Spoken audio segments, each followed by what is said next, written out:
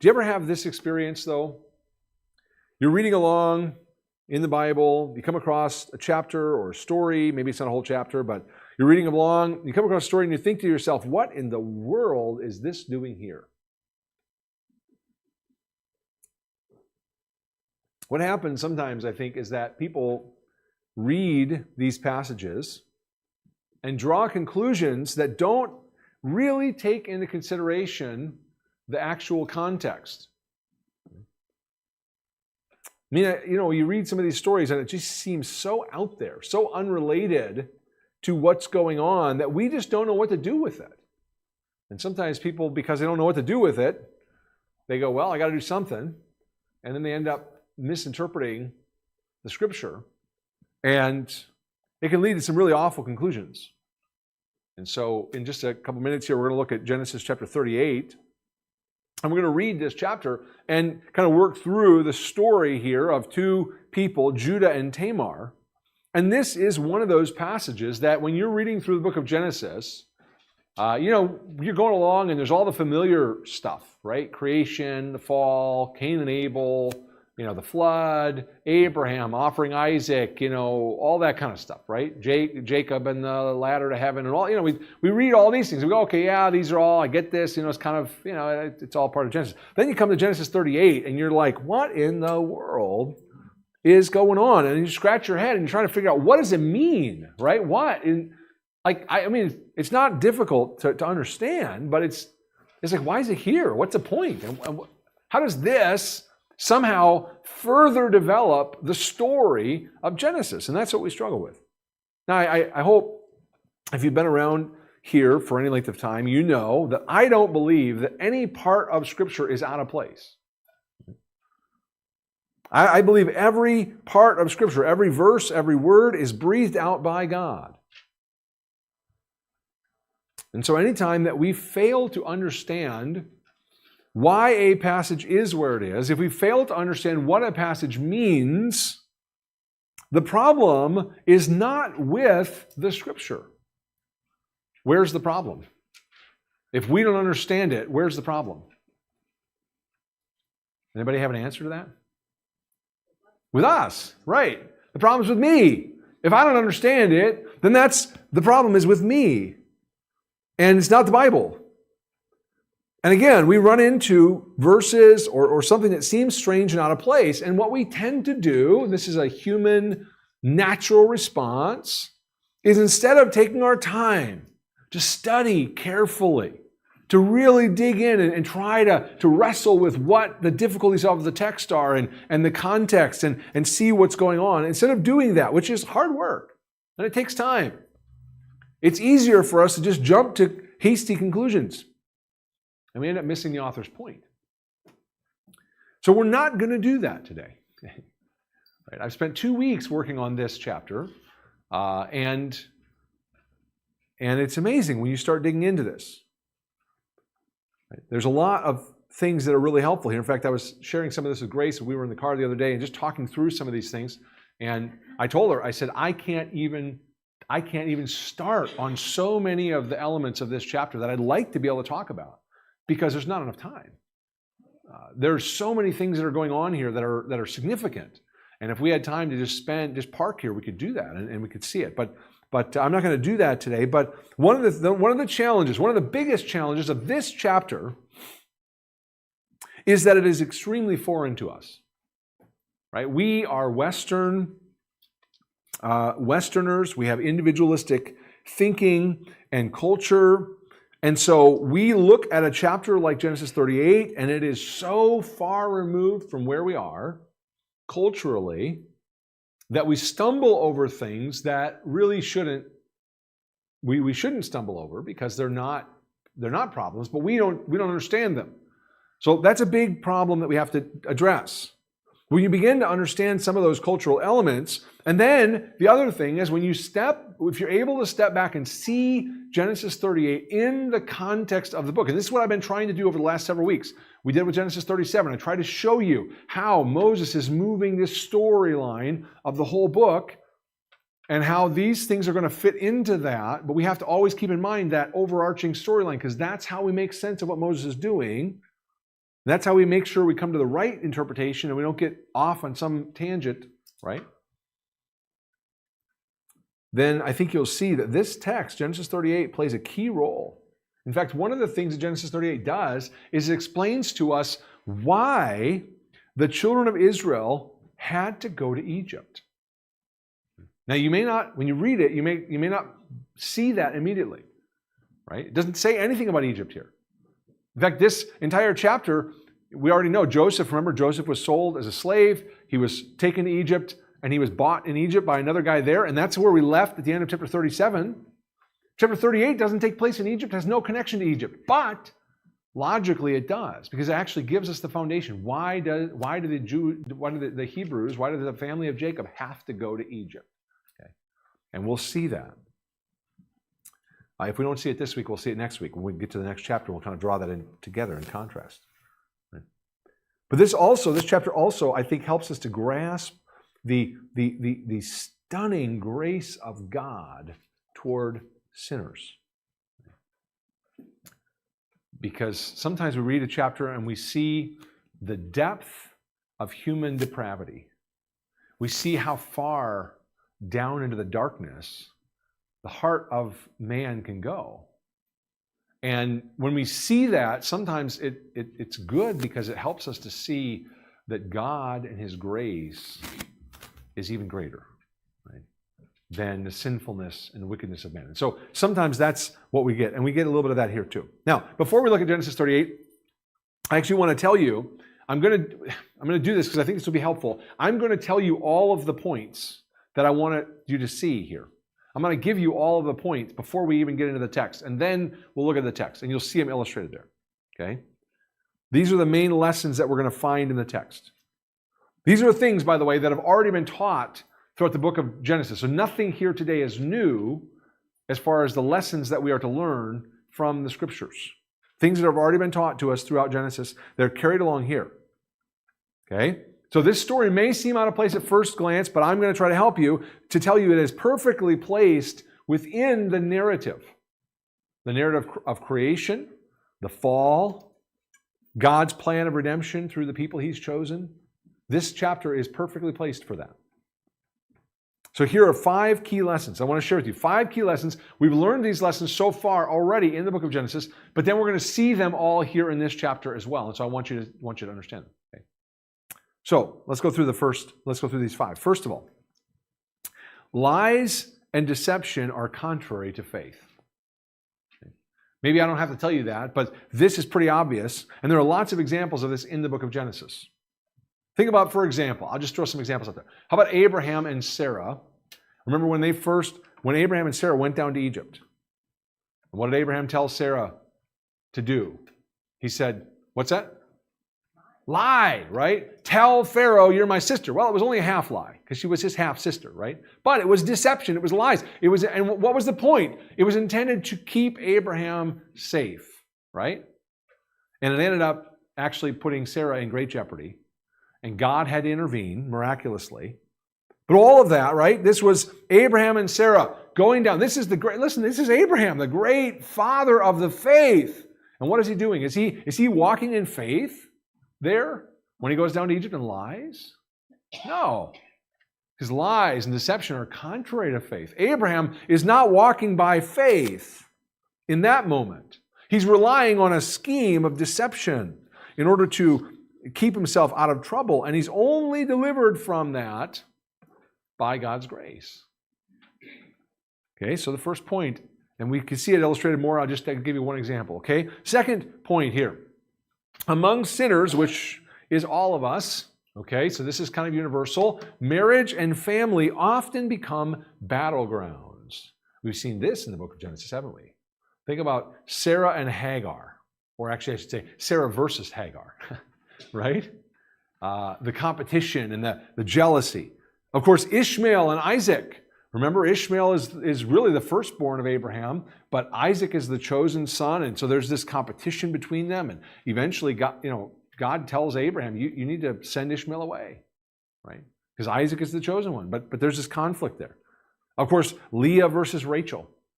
right? The two sisters who are married to Jacob, who are fighting over position, and there's lots of conflict there. And of course, Esau versus Jacob, right? Plenty of competition and conflict between those two brothers. And the list could go on, but this is just a sample. Within families and marriage, there's often conflict. And we see that. It's a battleground. I mean, listen, even in your own family, I'm sure you have experienced this to some extent or another, right? Conflict, battlegrounds, right? Sometimes it's husbands and wives who have conflict and disagreement, and it creates tension in the home. Sometimes it's other family members, and there's miscommunication or just people don't treat each other like we should, and therefore we end up having problems. And we probably all have those experiences, and you could share. We don't need to do that, but you could sit here today and you could probably tell about times when you've had conflict within your family, and sometimes those can be very severe, right? And disrupt all sorts of things. And then we see that in the book of Genesis. We see that in our own lives. This is true. Marriage and family can be difficult. Why? Because we're sinners. And in family, this is just the nature of it. In family, sinners are brought close to each other, and they have lots of opportunities then to sin against one another.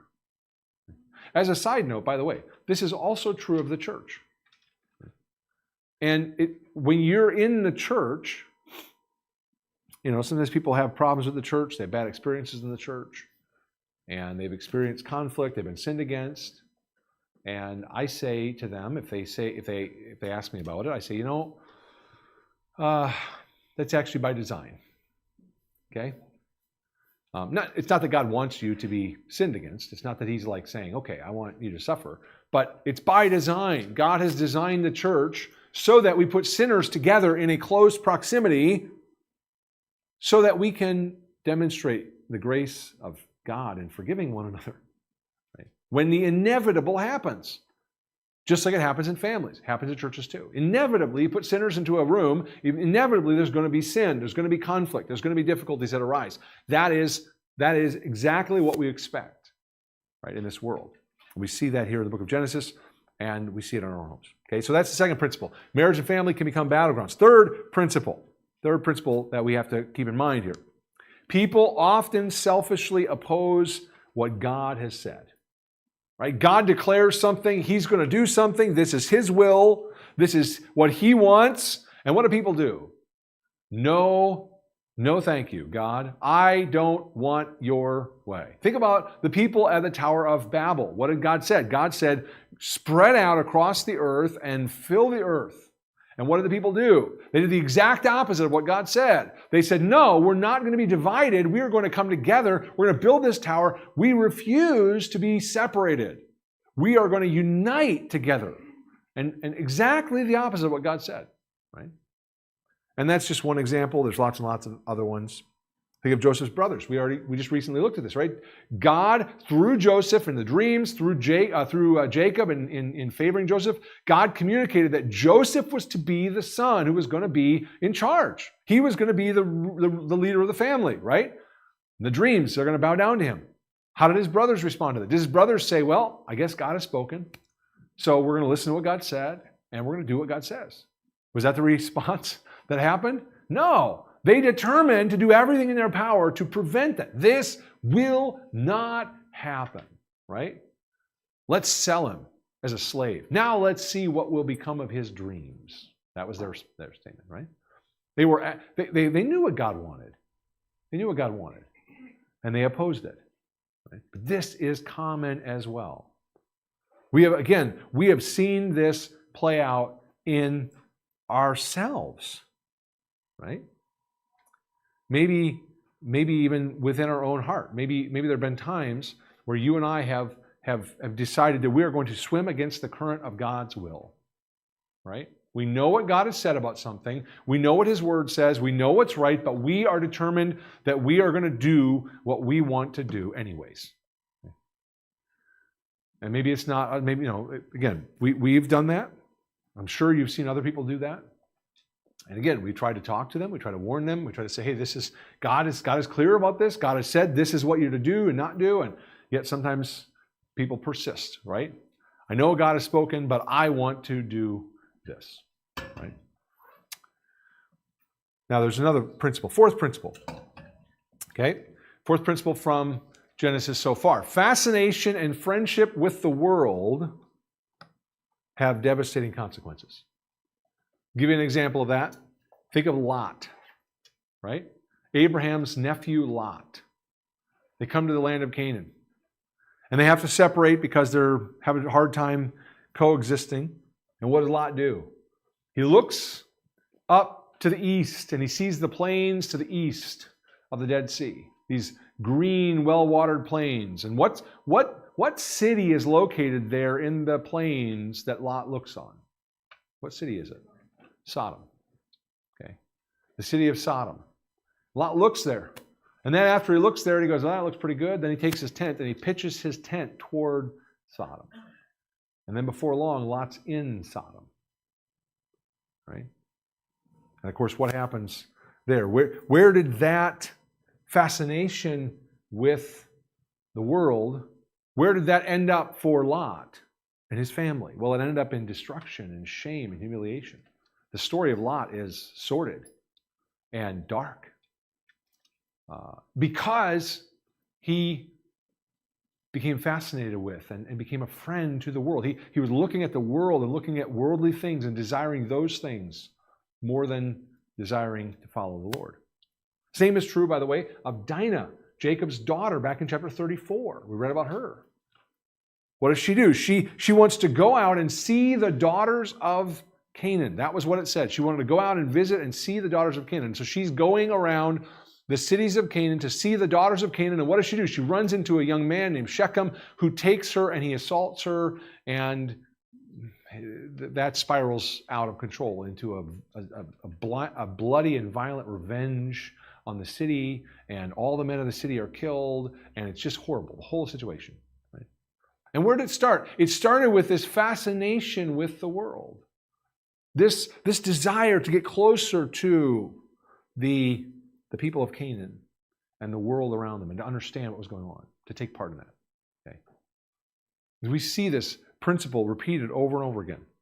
Finally, fifth principle. Sin brings pain, sorrow, and ultimately death. Right? What did God tell Adam and Eve? In the day that you eat of the fruit of the tree of the knowledge of good and evil, you shall surely die. And what happened? Genesis chapter 5, remember that? We read through that whole chapter, went through that chapter. Genesis 5 has a genealogy of Adam. It tells us all about his descendants. And what does it say about every single one of them? With the exception of Enoch, it says, and he died. And he died. Why? Because God said this is the consequence of sin. Sin brings death. Right? We tend to think that somehow, we will be the exception to the rule. Somehow, you and I, we tell ourselves, we actually believe it ourselves, that somehow I will escape that consequence. I can do this thing that is wrong. I can indulge myself in this sinful way, and it won't have that negative effect. I'll somehow escape from the consequences. Right? Pain and sorrow and death are not going to come my way when I do these things. That we tell ourselves that, and we believe that. We're fooling ourselves. Right? It's a lie. Satan wants you to believe that lie. And he wants you to believe that lie until it's too late. Once you've done the thing that's wrong and it brings those consequences and you're suffering the pain and the sorrow and the death, the destruction as a result, right? Your eyes are open and you realize, wow, I brought this on myself. But it's too late, right? That's what he wants. Now, these are all 5 of these lessons. I know you're thinking to yourself, these don't sound very good. Right? None of these are encouraging, positive, helpful. And you're right, they're not. Now, we could jump right into the story of Judah and Tamar right now, and we could find each of these truths illustrated in the story of Judah and Tamar in Genesis 38. Okay. But, and I know this introduction is getting kind of long, but bear with me because we're going to get there, okay? There are 5 corresponding truths, right, to these 5 principles that I want to share with you, and I want you to keep them in mind because, and this is the key, God is still at work, accomplishing his will in the middle of all of this stuff. So let's run back through these 5 again, and let's see the corresponding principles. So the first one, lies and deception are contrary to faith, but God is able to overcome your unbelief and sin. Right? Again, I can give you examples of this. We've already seen them in the book of Genesis, okay, but I want to remember our time. So we'll see this in the story of Judah and Tamar. Lies and deceit, yes, we'll see that in the story of Judah and Tamar. But we will also see that God overcomes those lies and deceit, the unbelief. God overcomes that, and he still accomplishes his will. Okay? The second principle, marriage and family often and do become a battleground. But God uses broken families and messed up people. The ones we meet here in Genesis 38 are about as messed up as they come. And yet God is still working in this family through these people. There's a great opportunity for us to humble ourselves when we realize that God uses broken families and messed up people to accomplish his will. He doesn't just use people who have it all together. He doesn't just use families that don't have scandalous, things in people, because we all have these things in our families. We all have things that happen and we go, oh, that's, those are shameful things. Those are things we don't talk about that, right? That's the thing well, guess what? God still works. He still uses broken families. And he still uses messed up people. And he does, and that's what we see here. That's important to remember that. Third, we said people often selfishly oppose God's will, and that's true. But God's mercy shines brightest against the backdrop of our sinful rebellion. The illustration is when you go into the jewelry shop and they bring out the diamonds and they lay them on the black, the black felt. Why? Because that's the contrast. You can see the brightness of the sparkle of the gem when it's laid on top of this black cloth that shows the contrast. That's the goal, right? In this sense, we see the contrast between the sinfulness of man's rebellion, but we see God's grace shining even brighter because of that. Okay? And this is what Jesus coming to earth is all about. Right? What did Jesus say in Mark chapter 10? I came to seek and to save the lost. Right? Jesus said, I didn't come for the self-righteous. I didn't come for the people who have it all together. I didn't come for the people whose lives look neat and clean and nobody can find anything to point out. No, I came for the people who are a mess. I came for the lost. I came for the desperate. I came for the lonely. I came for the hurting. That's who Jesus came for. Not those who had it all together. Not those who didn't need him. He says, no, I came to seek and save the lost ones. Right? And that's what we'll see here. Now, fascination and friendship with the world have devastating consequences, but God knows how to keep his people in the world. And I worded that on purpose that way. He does not take us out of the world. Remember what Jesus said to his disciples? He said, I'm not going to take you out of the world. Right? I'm sending you into the world. But I'm going to keep you. I'm going to preserve you. I'm going to protect you. He protects us from the world, even while we live in the world. And then the last point we said was sin brings pain, sorrow, even death. But God graciously forgives and gives us life. It's true that sin has devastating consequences. But it's also true that God's grace is greater.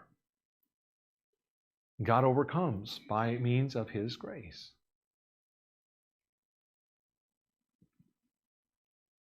Now, I've told you all of my conclusions and all the applications from the message.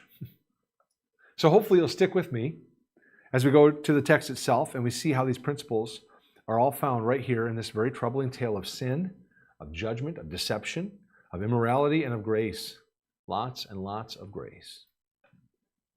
So Genesis 38.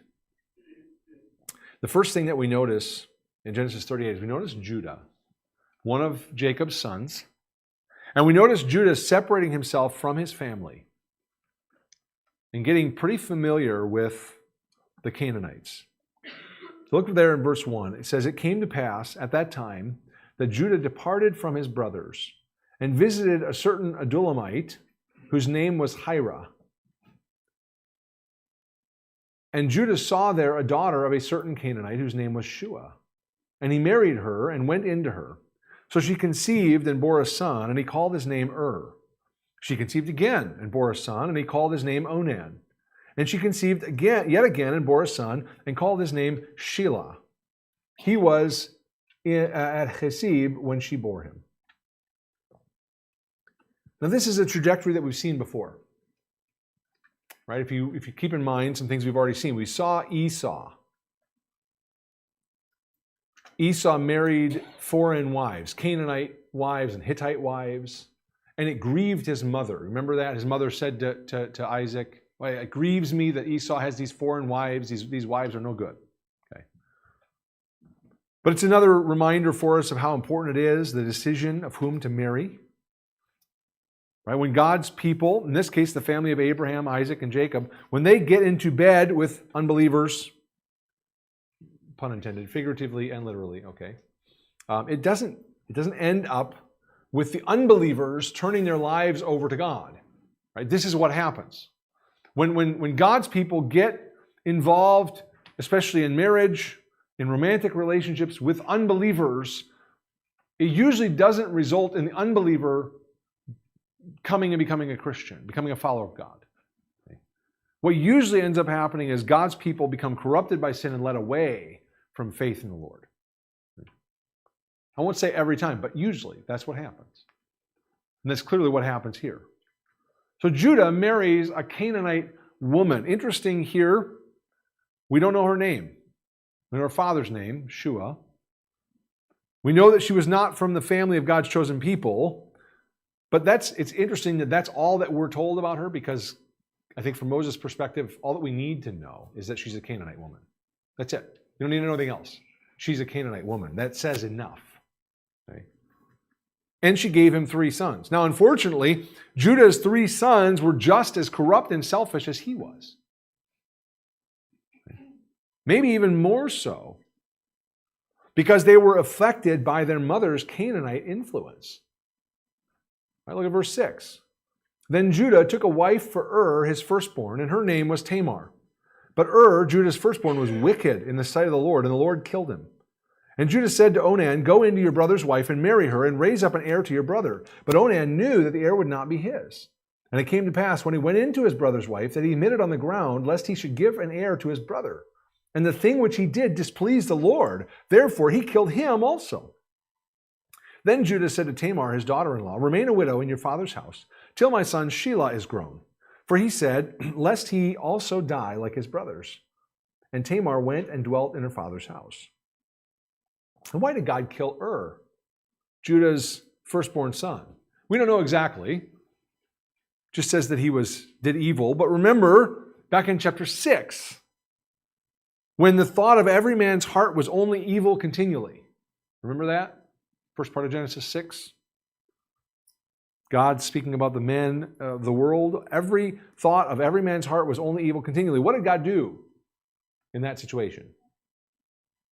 When the thought of every man's heart was evil, he flooded the earth to destroy all living things except for those that were saved in the ark, right? Because of the evil of man's heart. Remember, the wickedness of Sodom was so great that the Lord said that the outcry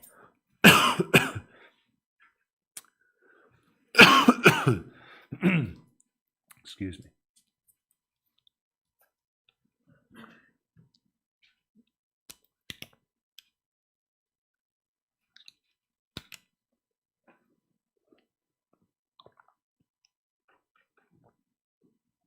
The wickedness of Sodom was so great, the outcry reached all the way up to heaven.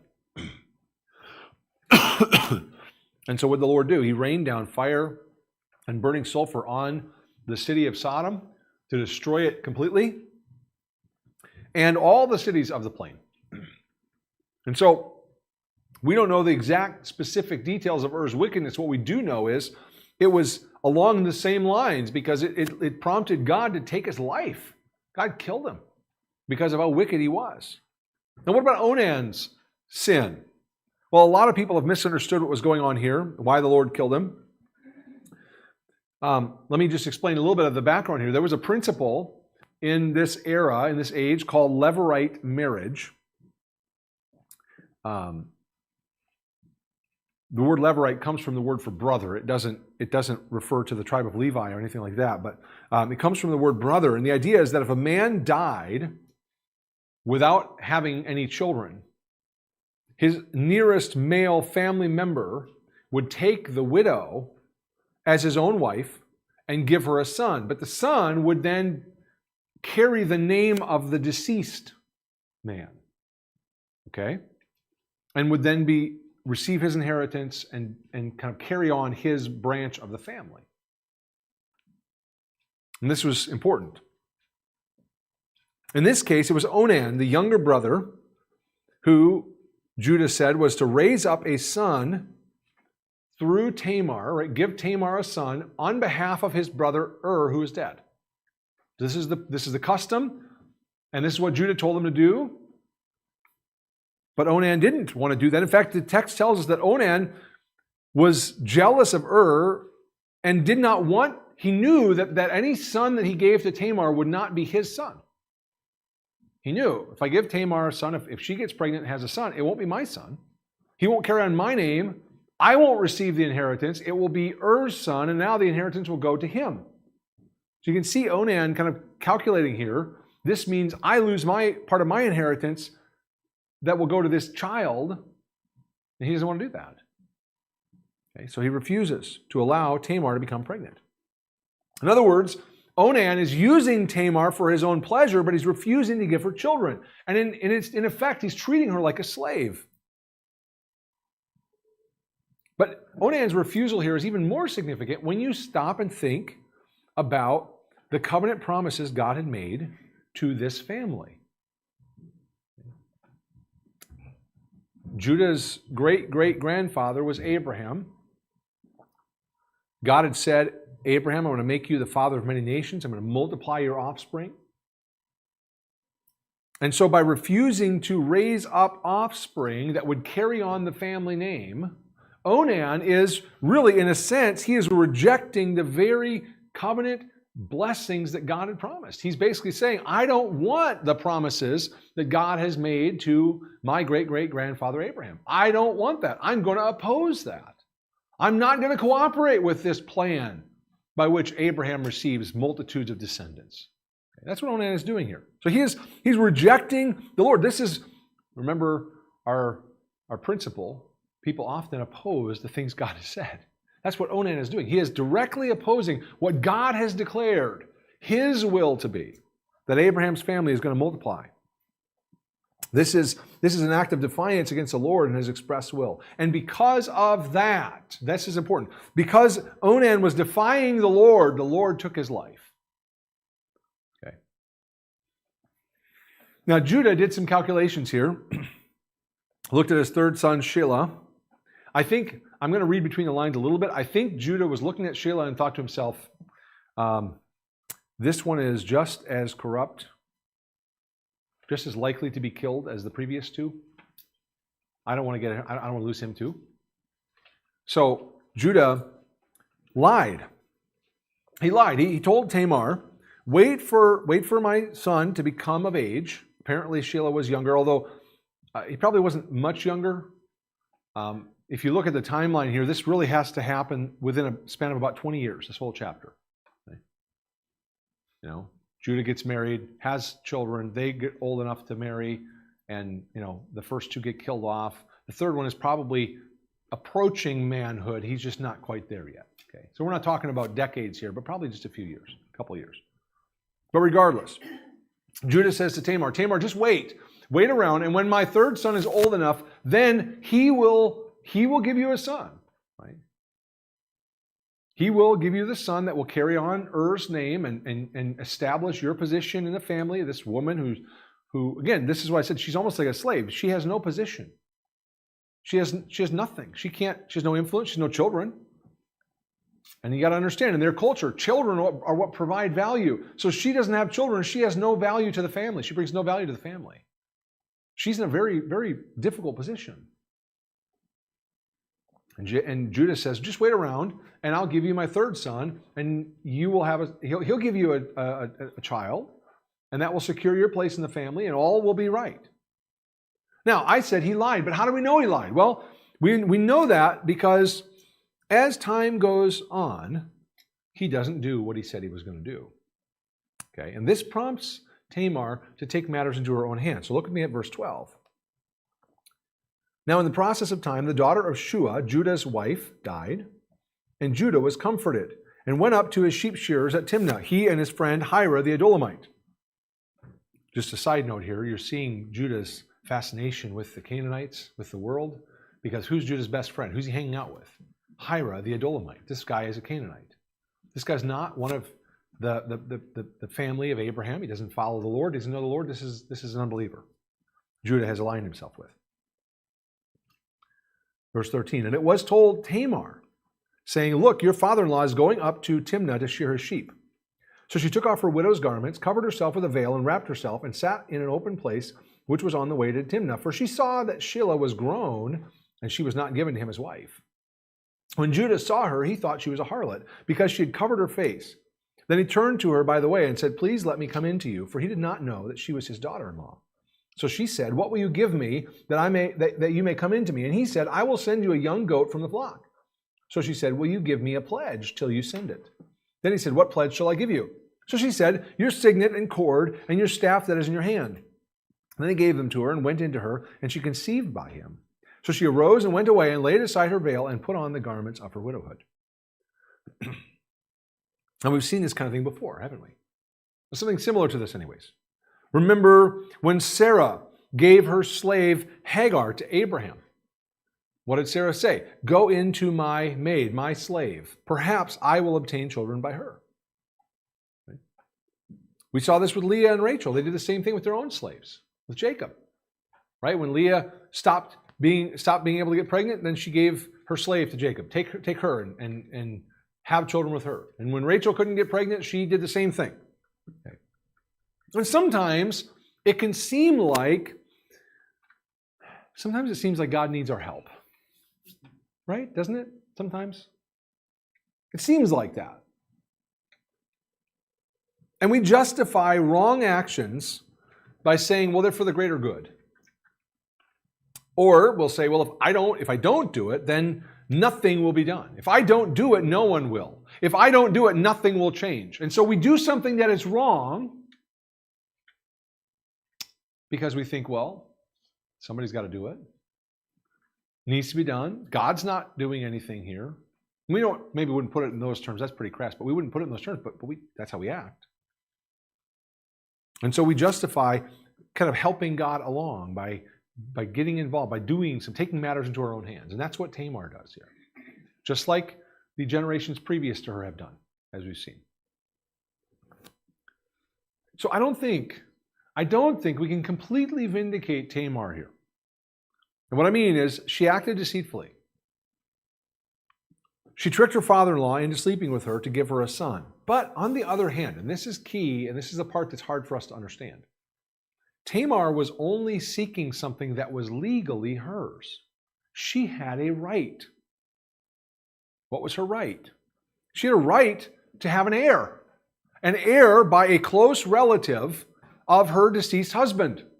This was their custom of their culture. This was the law of the day. She had a right for a close relative of her husband to give her a child, to carry on, to establish her position in the family, and to carry on the name of her deceased husband. That was her right. And her right has been neglected. And so we look at Tamar and it's tempting because we don't understand the culture. It's tempting for us to see Tamar and go, wow, this is like Vixen. And kind of, and I don't think that's the right way to look at it. You got to understand, Tamar is doing something here that she has a right to do in the sense of seeking an heir from a relative. Right? Actually, the one whose sin is the greatest here is Judah. And that becomes very, very clear as the story plays out. So let's keep reading, and we'll see how this plays out. Verse 20.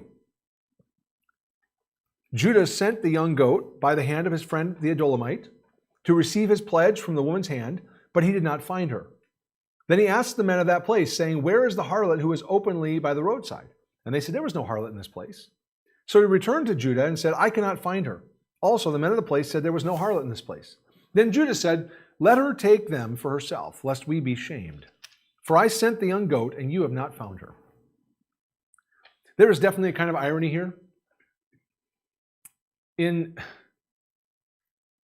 just these verses we just read, Judah is trying to act honorably, right?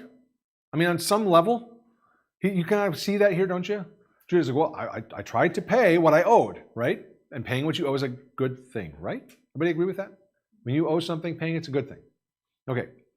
Of course, we have to like ignore the fact that he's paying a prostitute, or at least he thinks he is. So that's not, I don't think we would say, well, yes, pay what you owe, pay the prostitute. No, it's okay. This is where we have to be careful about the conclusions we draw from the stories like this, right?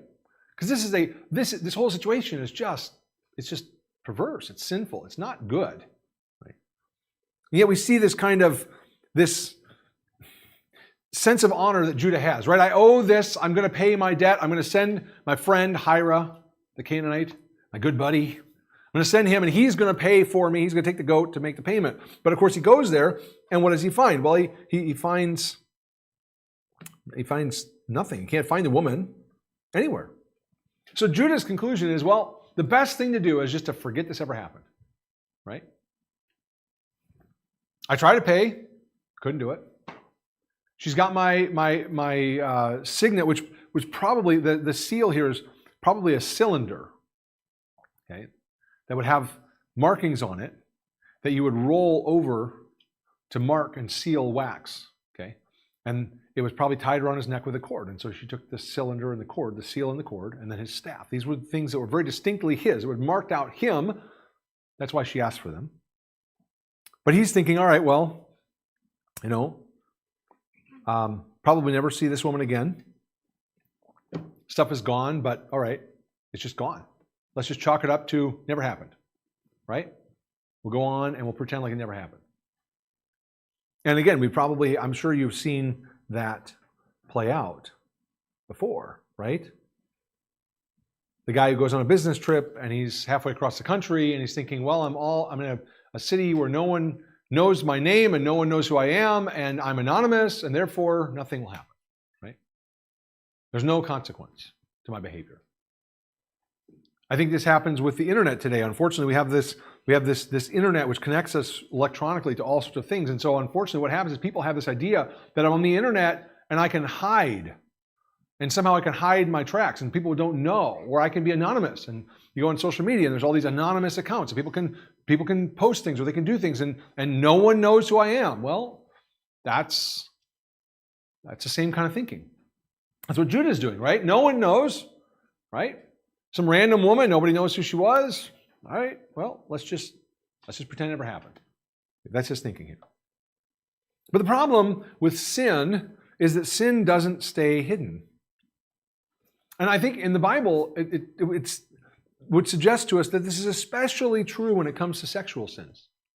There's a unique kind of destructive force with these kinds of sins in the Bible. And so, of course, after a few months, Judah has forgotten it. Let's just not say another word about it. 3 months later, what happens? It's inevitable, right? 3 months later, everybody knows that Tamar is pregnant. The whole thing gets thrown right back in Judah's face. Look at verse 24. It came to pass about 3 months after that Judah was told, saying, Tamar, your daughter-in-law, has played the harlot. Furthermore, she is with child by harlotry. So Judah said, bring her out and let her be burned. When she was brought out, and she sent to her father-in-law, saying, "By the man to whom these belong, I am with child." And she said, "Please determine whose these are, the signet and cord and staff." So Judah acknowledged them and said, "She has been more righteous than I, because I did not give her to Shelah my son." And he never knew her again. Now this looks like total hypocrisy, doesn't it, on Judah's part? Tamar's pregnancy can't be hidden, so Judah says, "All right, burn her to death. Get rid of her.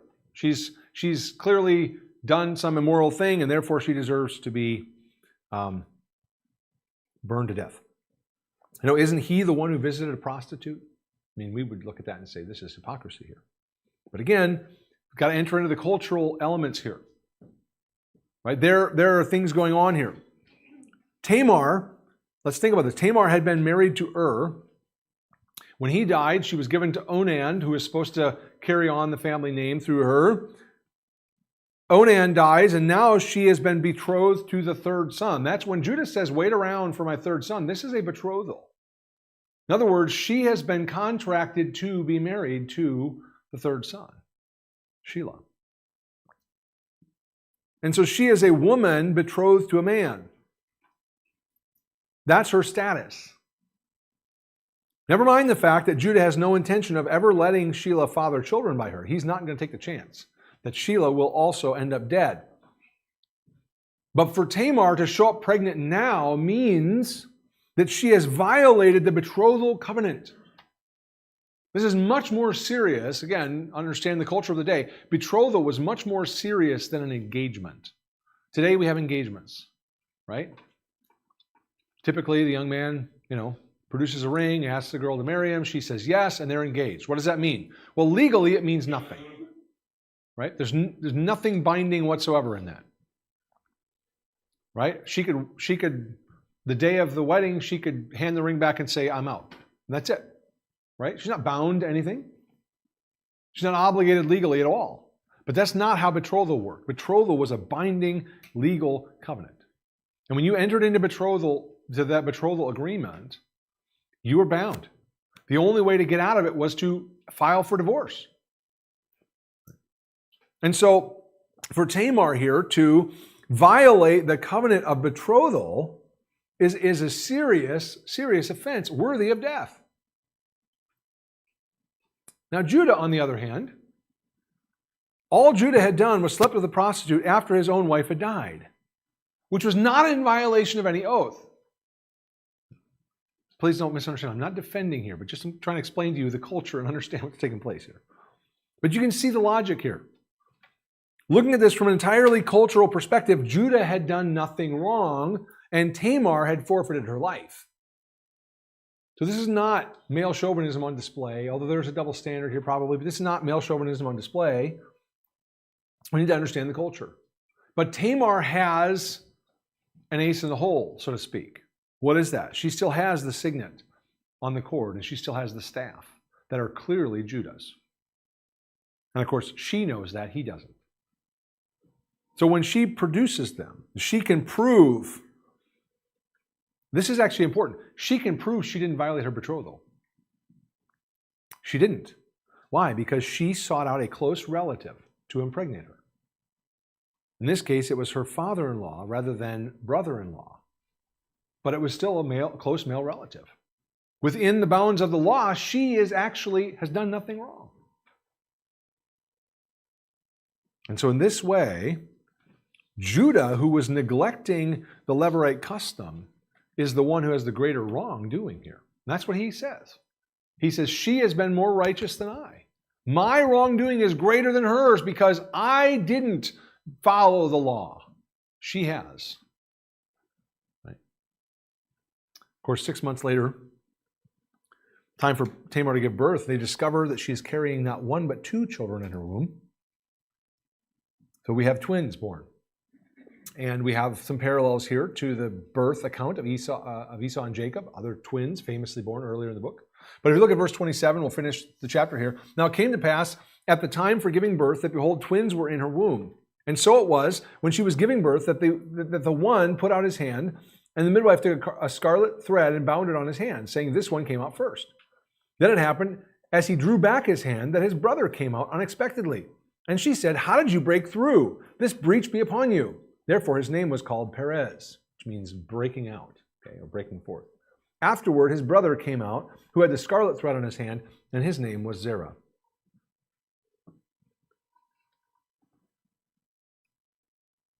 Now it's interesting because you look at this, and there's a little detail here. You notice the detail of the scarlet thread being tied to Zerah's hand.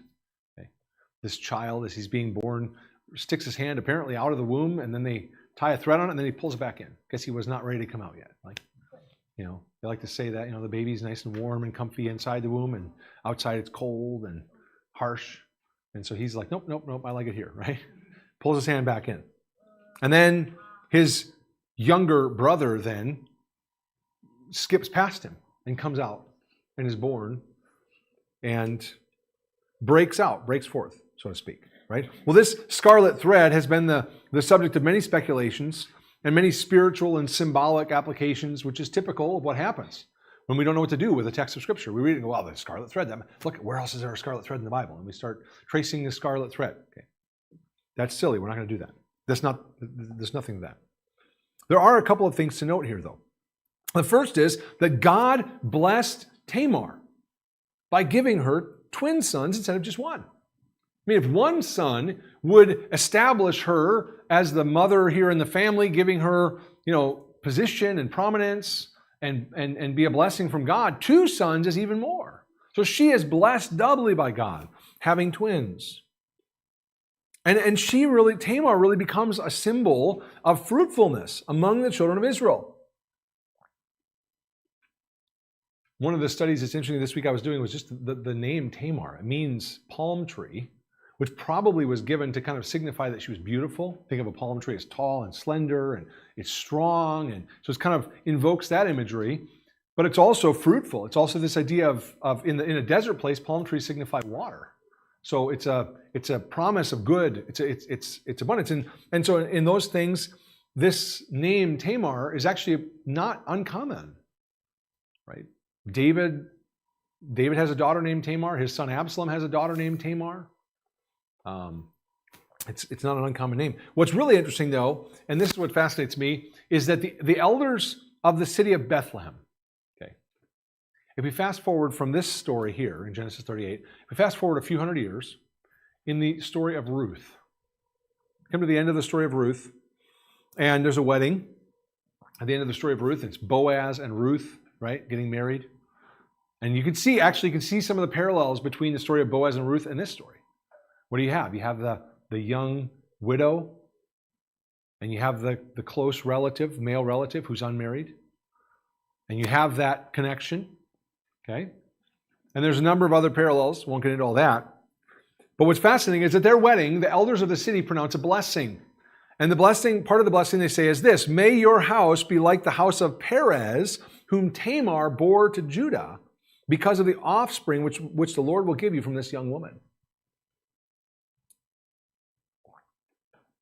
It's fascinating that Tamar's name is invoked in a blessing given to Boaz and Ruth hundreds of years later.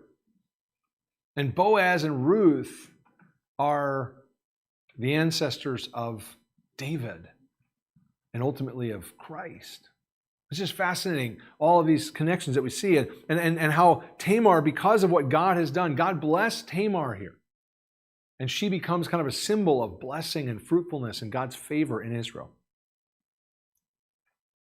So I think we would have to say that Tamar is the heroine of the story here. She's not a villain.